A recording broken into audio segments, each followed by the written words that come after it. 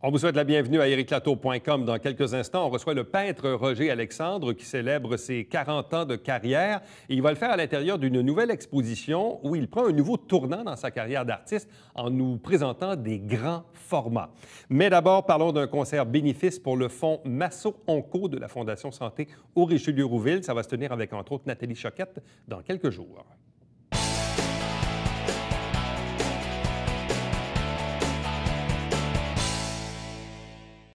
C'est un rendez-vous le samedi 14 novembre à la cathédrale de Saint-Jean-sur-Richelieu pour un concert bénéfice pour le fonds Masso Onco, qui est un fonds dédié émanant même de la Fondation Santé au Richelieu-Rouville. C'est avec l'Union musicale d'Iberville et entre autres Nathalie Choquette, deux invités pour en parler. D'abord, Ginette Lefort, qui est onco-massothérapeute et infirmière à la retraite. Bonsoir à vous. Bonsoir. De même que Patrice Richer, qui est directeur artistique du spectacle, chef d'orchestre, musicien et enseignant de trombone, Conservatoire de Montréal et à l'Université McGill. Bonsoir et bienvenue. Bonsoir. Bon, on va faire un peu d'historique parce qu'à la base, le fonds Masso Onco, c'est un fonds dédié qui origine du fonds Lucie Lemieux et de la Voix de la guérison. Expliquez-nous un peu peut-être les origines du fonds Masso Onco.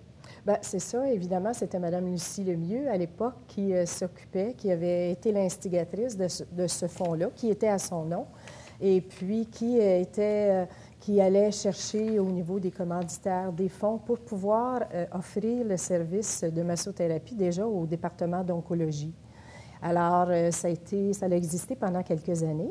Et puis, bien, peu à peu, à un moment donné, il y a des fonds qui ont été un petit peu moins présents. Alors, maintenant, bien, nous sommes dans un nouvel essor et c'est ce qui fait que maintenant, c'est le fonds Masso Onco qui fait cette suite-là. Bon, et comment vous êtes-vous arrivé dans le projet?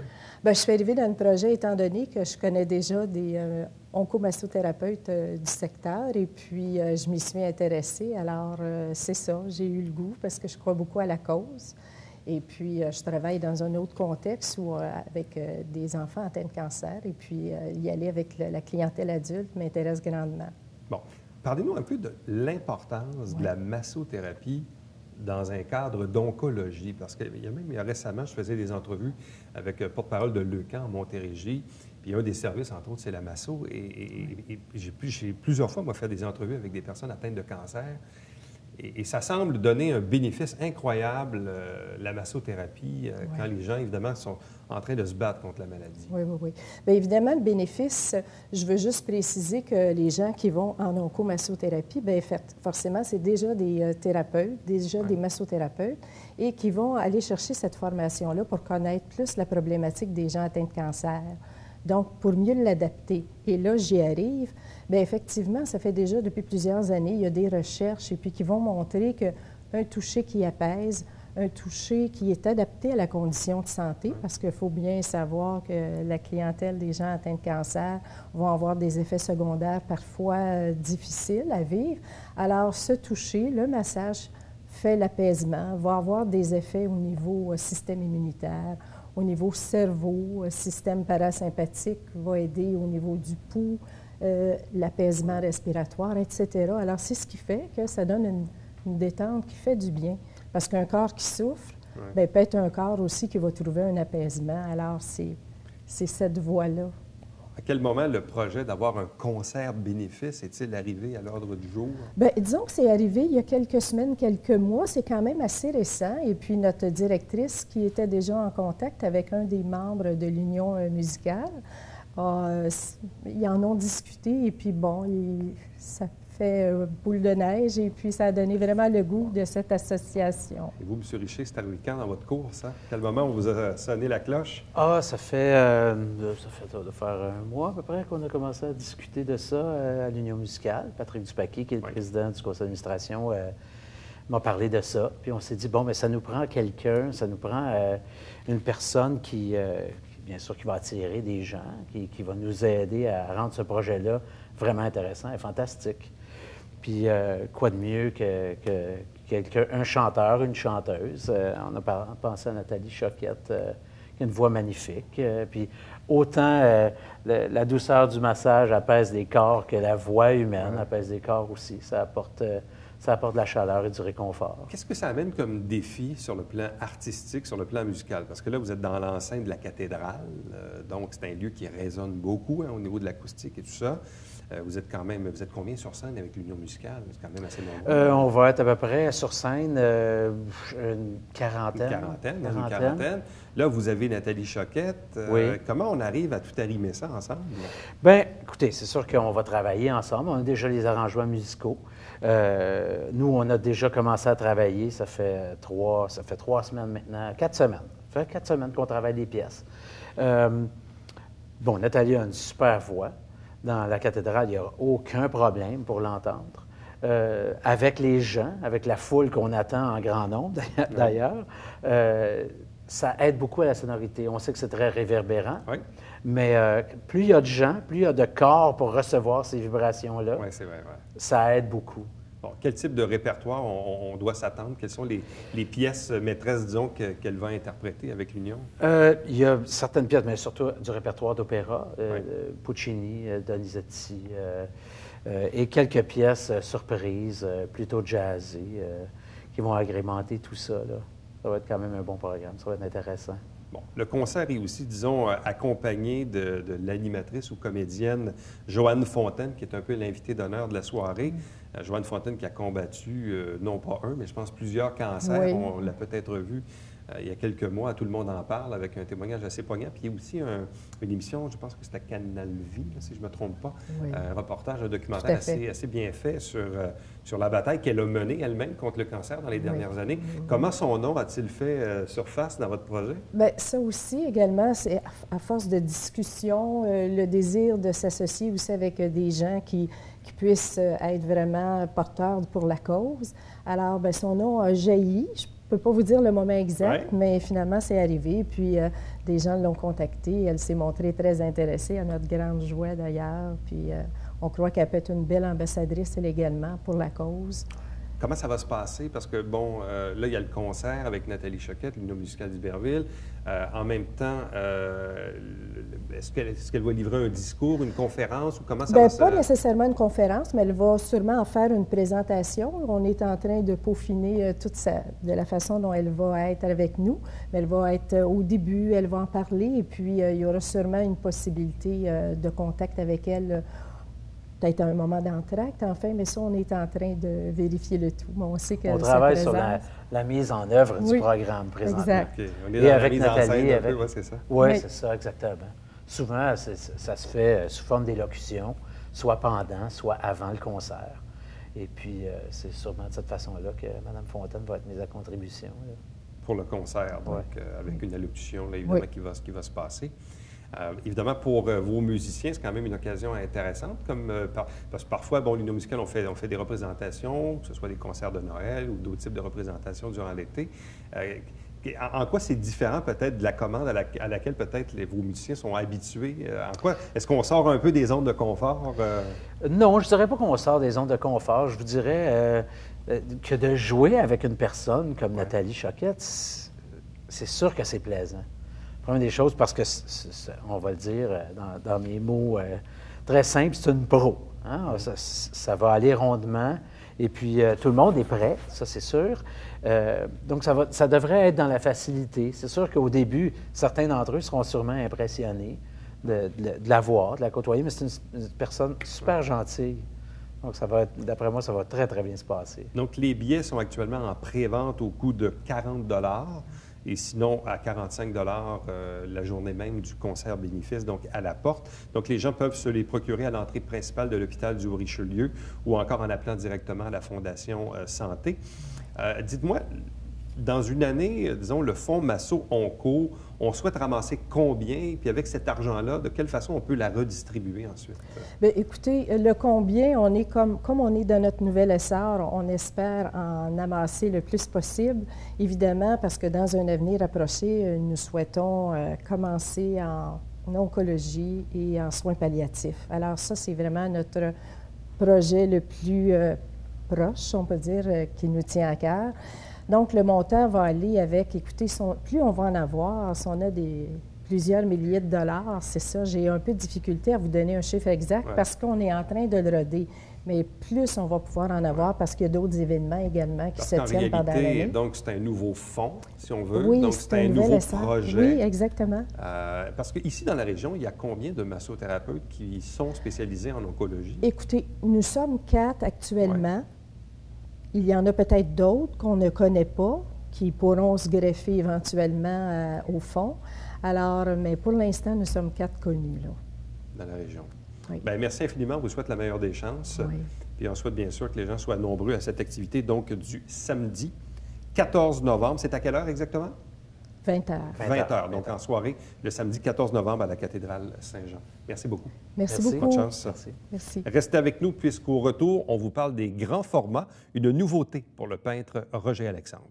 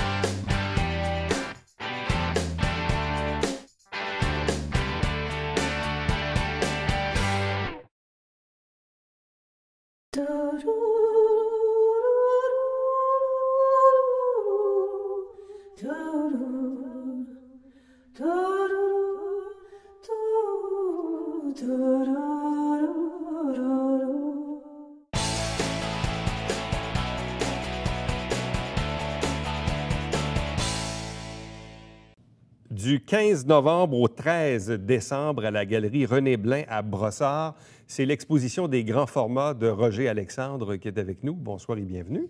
Bonsoir.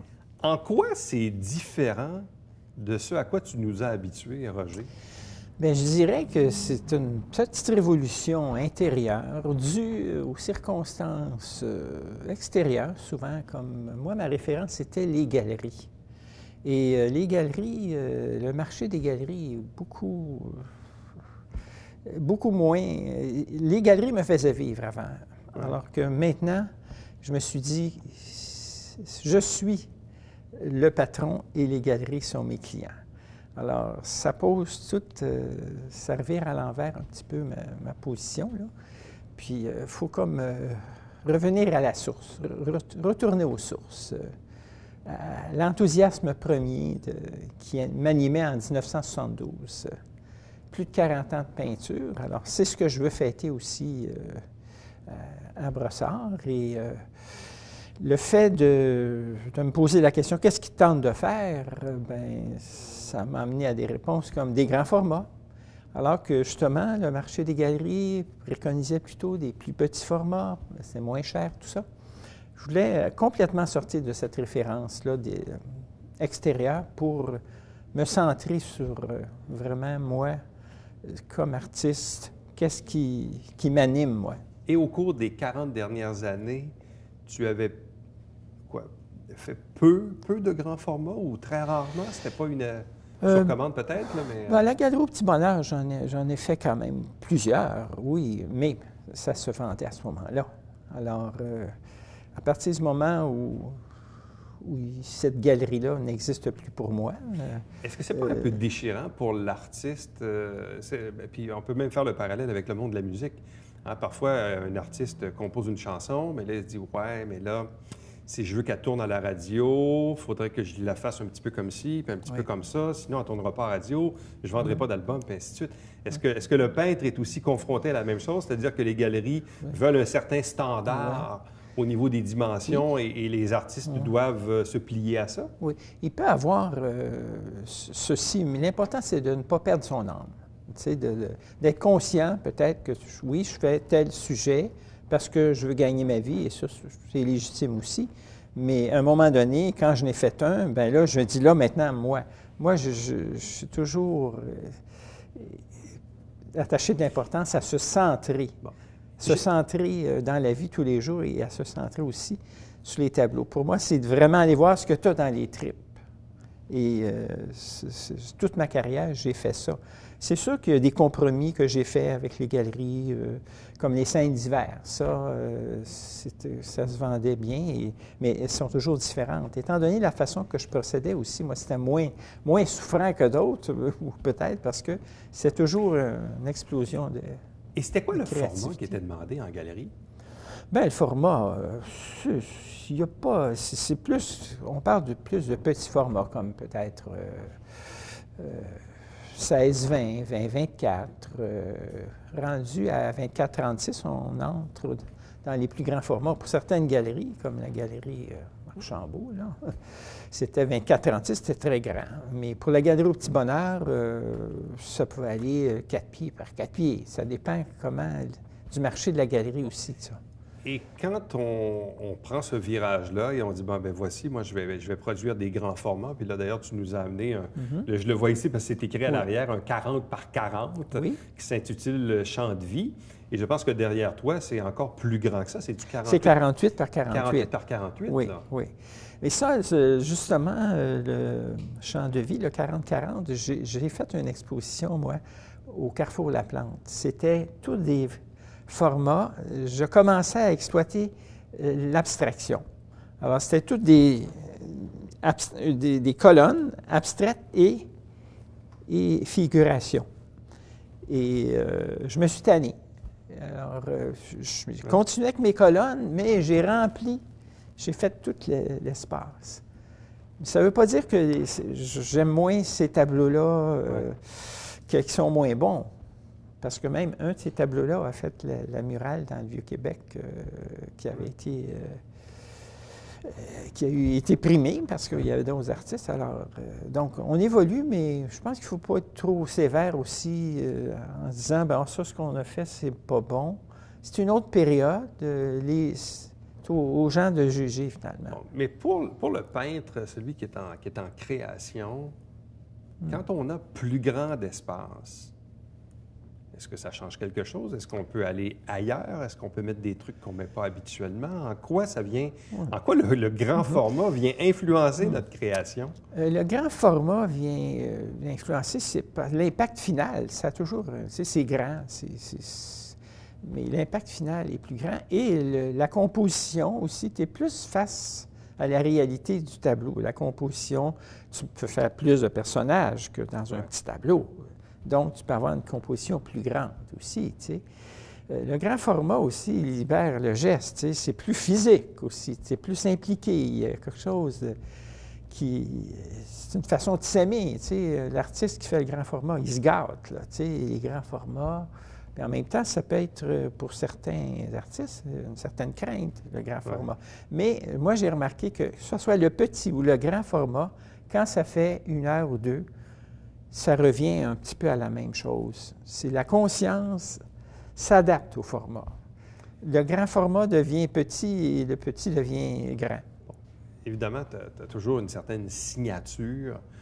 Quand les gens voient les toiles, on peut reconnaître assez rapidement, notamment celle-ci, là, qui est tout juste derrière toi. On sait tout de suite, de par la composition des personnages, avec les yeux, les visages, on sait que c'est du Roger Alexandre. Là. C'est la signature, ça. OK. Oui, c'est vrai que là, c'est peut-être, on parlait de compromis tantôt, mais peut-être que là, je laisse un petit peu ma trace aussi, que c'est pas un sacrifice, là, mais en même temps, peut-être que ça peut déboucher aussi sur de l'abstrait à un moment donné aussi, tu sais. Mais même moi, vous me dites ça, et je suis surpris. Moi, je me reconnais quasiment pas. Mais les gens disent, on te reconnaît. Ah, parfait. Moi, ça me donne la liberté de continuer là-dedans. Bon. Tu sais. Là, évidemment, Chant de vie qui est ici et l'autre qui est derrière toi, dont on montre actuellement à la caméra, qui ont d'autres noms également. Qu'est-ce que tu voulais montrer avec ces tableaux-là? Qu'est-ce qui t'inspirait dans ceux-ci? En fait, je sais, mon processus, c'est d'aller voir ce que j'ai dans les tripes, de faire jouer la musique intérieure. C'est une musique, c'est aussi un archétype, j'oserais dire, archétype de l'infini en soi. Oh boy! Ouais. C'est comme exprimer ce qui est éternel dans la vie, tu sais, comme la relation de deux personnes, tu sais, ou comme la sensualité dans l'autre tableau. La sensualité, ça fait partie de la vie. Toujours, moi, je me dis dans ce tableau-là, il y a toujours une ligne qui va séduire un homme chez une femme, que ce soit... Donc, je trouvais que c'est comme le miroir, un miroir de la sensualité. Mais c'est la surprise que tu as. Comment ça va... Parce qu'il y a moyen de l'exprimer d'une façon plus ordinaire ou plus... alors que là, elle est sortie comme ça, j'ai une ligne, c'est les lignes qui nous surprennent, les lignes, les taches, c'est ça. J'ai été surpris, le visage est resté vert. Il y en a qui n'aiment pas ça. Mais moi, j'étais content de dépasser mon conscient. Et pourquoi le visage est vert? Il n'y a pas de raison, et c'est parfait qu'il n'y en ait pas. Il n'y a pas de réponse. C'est mystérieux et il faut l'accepter aussi, le mystère. Tu sais, dans les tableaux aussi, il y a un temps, à un moment donné, tout fallait que ça soit organisé. Maintenant, c'est ça, c'est d'accepter le mystère et de laisser aussi les autres entrer dans le tableau, avoir leur réaction créatrice et leur vérité qui enrichit le tableau. À l'occasion de cette exposition qui est du côté de Brossard, là, pour le prochain mois, il y a combien de toiles en exposition? Il va y avoir une 25, une quinzaine de grands formats, parce que la salle est quand même relativement. Puis ensuite, je vais avoir d'autres plus petits formats sur un mur à part. Mais l'impact va être sur les grands formats. Sur évidemment. les grands formats. C'est ça. Bon, tu disais d'entrée de jeu, bon, tu faisais la référence aux galeries. Bon, les petits formats, ça se vend un petit peu mieux, c'est peut-être aussi un peu moins cher. Est-ce que dans le cas des tableaux un peu plus grands, forcément, le prix est un peu plus onéreux? Oui, c'est ça. Mais pour l'événement, j'aurai des prix d'occasion. Quand même. Aussi. Quand même. Je veux pas que ça devenir trop mercantile quand même. C'est l'amour qui c'est mon enthousiasme, ma passion. Vivre quand même. Voilà, c'est ça. Bon. Il faut s'arranger aussi pour être heureux à tous les niveaux. C'est ça. Et dans une année de travail, tu peux produire combien de tableaux? Bien, moi, ça a toujours été comme 45 à peu près. Oui, une quarantaine par année. 45. C'était un petit peu ça. Mais tu sais, on devient plus habile. Hein? Plutôt que de prendre un petit peu de couleur, on en prend beaucoup, ça va beaucoup plus vite, beaucoup plus rapidement aussi. Comment s'est présentée cette occasion d'aller du côté de Brossard, qui n'est pas un lieu ici dont on connaît beaucoup nécessairement, qui n'est pas très loin, ceci dit, c'est à peu près 15-20 minutes maximum. C'est en fait dans le centre, en fait, c'est comme l'hôtel de ville de Brossard, si on veut. Là. Oui, pas loin du boulevard Rome. Exactement, c'est ça. C'est le boulevard Rome, ouais. Puis c'est San Francisco, c'est ça, c'est là. Oui, pourquoi à Brossard et non pas à Saint-Jean? Oui. Bien, c'est sûr, j'ai fantasmé un peu sur l'idée que ça aurait été le fun à Saint-Jean, je connais plein de monde, tout ça, puis c'est les gens qui m'ont encouragé, tout ça. Mais c'est une question de timing, là. C'est une question strictement... ma conjointe avait exposé là, puis j'ai soumis mon dossier parce que... Et puis, c'est une belle salle aussi. Alors, c'est partie remise pour Saint-Jean parce que moi, je suis un artiste du cœur de Saint-Jean. Hein, mes ateliers étaient dans le centre-ville, mes parents, mes grands-parents, tout ça. Je suis identifié. Et d'ailleurs, je fais partie d'Arto, je suis sur le conseil d'administration aussi. Et pour moi, c'est important de représenter aussi à Brossard Saint-Jean. Je veux dire, je veux pas être isolé là, de Saint-Jean à cause de ça. Pas dans ma tête, en tout cas. Es-tu heureux que, finalement, on ait pu récupérer la fresque un peu que tu avais livrée, qui était sur le bâtiment, en fait, les quelques bâtiments qui ont été expropriés là, pour faire place au nouveau pont Gouin. On a récupéré et on l'a placé là, non loin de l'hôtel de ville. Sur la maison du notaire de l'An, oui, c'est une très belle place. Je trouvais qu'elle avait plus d'impact là. Que là-bas, oui. Bien, le décor, en tout cas, était beaucoup plus intéressant. Hein? C'est sûr. C'est sûr que le fait que Champlain sorte de l'eau, là, c'est bien quand il était sur le bord de l'eau aussi. Tu sais. Mais là, c'est plus intimiste. J'aime bien l'intimité, moi. J'aime bien les contacts, les rencontres intimistes. Qu'on parle des... Moi, j'appelle ça des vraies affaires, souvent. Ou Sur bien 40 ans, en quoi l'artiste qui est devant moi a changé, a évolué? Je pense que l'artiste, une peinture, c'est comme une vie. Et c'est, disons que mes valeurs de vie se sont encore plus affirmées. Le besoin d'être heureux, le besoin de se sentir centré, le besoin d'avoir la foi, l'amour. C'est un tableau, c'est vrai, c'est une vie, c'est un éclatement, c'est un mystère aussi, puis c'est un accueil. Exposition de Roger Alexandre du 15 novembre au 13 décembre à la galerie René Blin à Brossard, environ à 15-20 minutes d'ici. Donc, et c'est un tournant donc, dans la carrière de Roger d'aller davantage vers les grands formats et de célébrer en même temps ses 40 ans de carrière comme peintre. Merci. Roger, merci beaucoup. Bien, c'est moi qui te remercie. Félicitations encore une fois, puis bonne chance dans ce nouveau tournant. Nouveau détour. Ou détour de ta carrière, peut-être. Et j'ai écrit sur un tableau au moment donné, et dans la nuit, en détour, la paix reconquise. Merci. Restez avec nous. Au retour, le Babillard quotidien.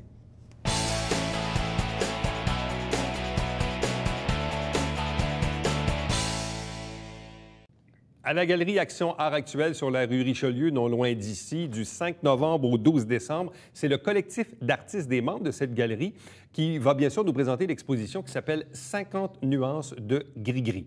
À chaque semaine, on vous présente des extraits du conseil municipal via l'émission Saint-Jean-sur-Richelieu. La grille horaire est présentée actuellement à l'écran et l'émission se retrouve également sur notre site Internet. Il y a le télébingo tous les dimanches matins à 9h30 en direct, 3 500 $ en prix, carte pleine 2000. Il y a 30 dépositaires pour acheter vos livrets dans la région pour avoir la liste tvhr9.com ou 358-1912. Entre-temps, je vous rappelle que si vous désirez me joindre par courriel, plus facile et plus rapide, Éric Latour en un mot à commercial tvhr9.com. À demain. Bye bye.